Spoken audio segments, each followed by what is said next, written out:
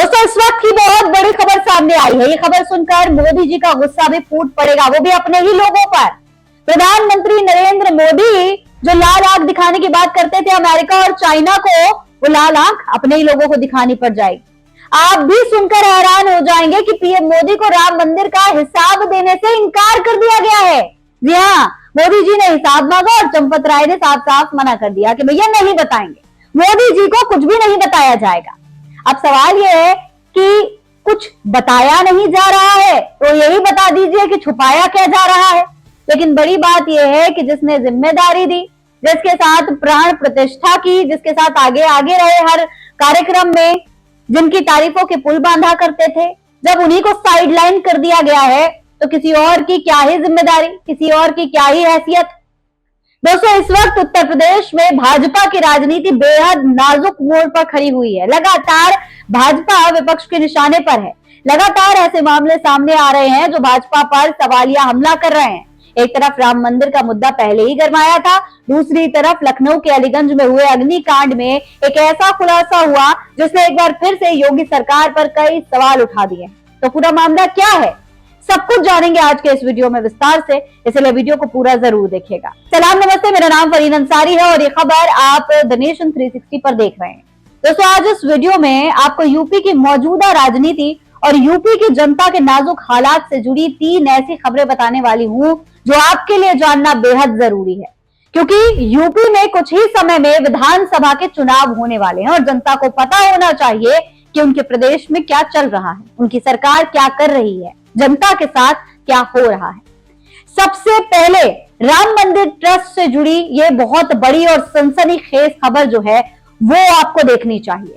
देखिए, आज तक की खबर के मुताबिक श्री राम जन्मभूमि मंदिर तीर्थ क्षेत्र ट्रस्ट ने प्रधानमंत्री कार्यालय यानी पीएमओ से जिला प्रशासन को संदर्भित पत्र का एसआईटी जांच का हवाला देते हुए वित्तीय जानकारी देने से साफ इनकार कर दिया है। देखिए दोस्तों, खबर के मुताबिक प्रधानमंत्री कार्यालय ने अयोध्या के स्थानीय बीजेपी नेता रजनीश सिंह के द्वारा लिखे गए पत्र पर जब जिला प्रशासन ने राम मंदिर ट्रस्ट से आय व्यय, दान, बैंक खातों, जमीन के लेन देन और संपत्ति के बारे में जानकारी मांगी तो जांच का हवाला देकर ट्रस्ट ने अब तक संपत्ति का विवरण देने से मना कर दिया। बीजेपी नेता रजनीश सिंह ने राम मंदिर तीर्थ क्षेत्र ट्रस्ट के वित्तीय लेन देन, चंदा संग्रहण और जमीन खरीद फरोख्त में गड़बड़ी को लेकर प्रधानमंत्री नरेंद्र मोदी को पत्र लिखा था।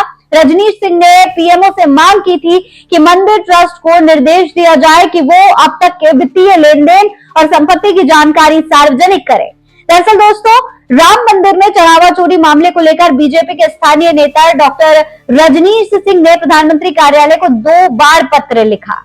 रजनीश सिंह ने पहली बार 9 जून को प्रधानमंत्री कार्यालय को पत्र लिखा था। उन्होंने मांग की थी कि मंदिर ट्रस्ट को निर्देश दिया जाए कि वो अपनी शुरुआत से लेकर अब तक की वित्तीय लेन देन और संपत्ति की पूरी जानकारी सार्वजनिक करे। इसके बाद दूसरी बार उन्होंने 12 जून को एक और पत्र लिखा और राम मंदिर के चढ़ावे को सार्वजनिक करने की मांग की। बीजेपी नेता के पत्र को संज्ञान में लेते हुए प्रधानमंत्री कार्यालय ने जिला प्रशासन को संबोधित किया।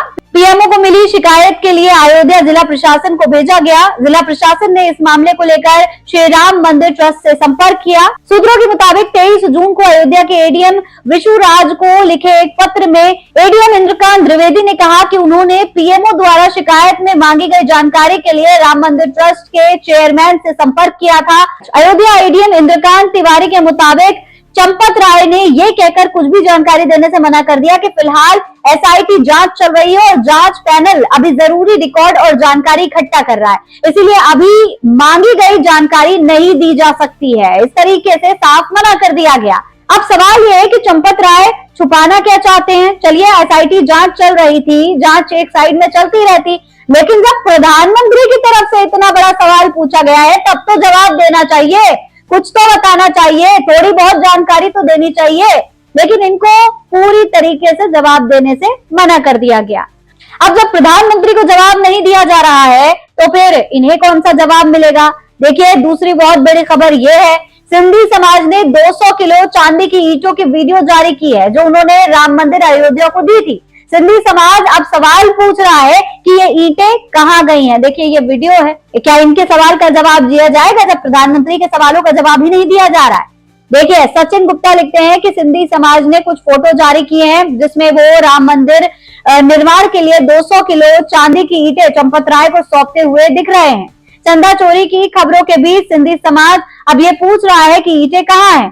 चंपत राय ने कहा था कि पहले चांदी की क्वालिटी चेक करेंगे, उसके बाद हम रसीद भेज देंगे।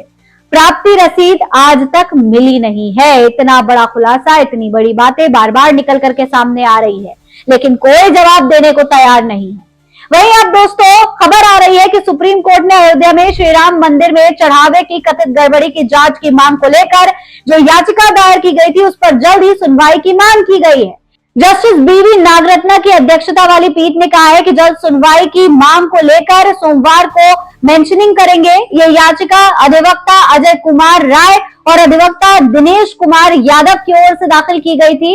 दायर याचिका में सीबीआई की निगरानी में गठित सीमित से पूरे मामले की जांच की मांग की गई है, ताकि यह पता लगाया जा सके कि दान की राशि में कोई गबन, वित्तीय अनियमितता या फिर भ्रष्टाचार तो नहीं हुआ है। दोस्तों, राम मंदिर पर तमाम सवाल उठ रहे थे, वहीं दूसरी तरफ लखनऊ के अलीगंज में अग्निकांड ने भी कई सवाल खड़े कर दिए हैं। इस अग्निकांड में 15 लोगों की मौत हो गई थी। मुख्यमंत्री महोदय पूरे कैमरा, फौज और लाव लश्कर लेकर पीड़ितों के परिजनों से मिलने पहुंचे थे।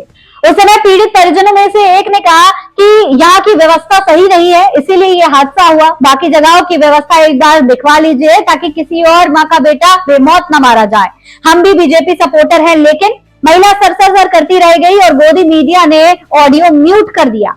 ऐसी पत्रकारिता की वजह से दोस्तों पत्रकारिता पर आए दिन कलंक लग रहे हैं और सत्ता में बैठे हुए लोगों के अहंकार और घमंड का तो अंदाजा लगाना ही मुश्किल हो गया है। यहाँ गद्दी पर बैठा हुआ आदमी जनता के दुख दर्द को भाषण बता रहा है। वहीं दोस्तों उस महिला ने भी उस दिन माइक म्यूट होने के बाद की पूरी कहानी आज एक मीडिया के कैमरे पर बता दी। एक न्यूज चैनल को दिए इंटरव्यू में उस महिला ने बताया है कि सीएम योगी आदित्यनाथ ने उससे कहा था कि जो पूछ रहे हैं वो बताओ, इस समय हम भाषण सुनने के मूड में नहीं है। महिला इस तरीके की बात बता रही है। क्या उन्होंने कहा मुख्यमंत्री जी से, तो मुख्यमंत्री जी का जवाब था कोई? उनका जवाब यही था, इस समय हम भाषण सुनने के मूड में नहीं है। दोस्तों इस महिला की बातें सुनने के बाद कांग्रेस प्रवक्ता सुप्रिया श्रीनेट कह रही हैं कि योगी जी ये सत्ता का अहंकार है या फिर अमानवीयता।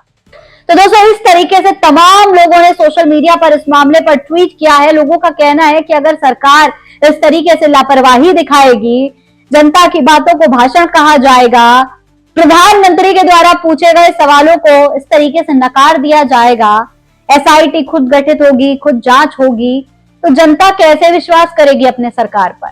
आने वाले कुछ ही महीनों में उत्तर प्रदेश में विधानसभा के चुनाव हैं और इस चुनाव में जनता का रवैया ये तय करेगा कि उत्तर प्रदेश में भारतीय जनता पार्टी की सरकार आगे टिक पाएगी या फिर नहीं। आपको क्या लगता है? अपनी राय कमेंट बॉक्स में लिखकर हमें जरूर बताएं। फिलहाल इस खबर में इतना ही। जय हिंद, जय भारत।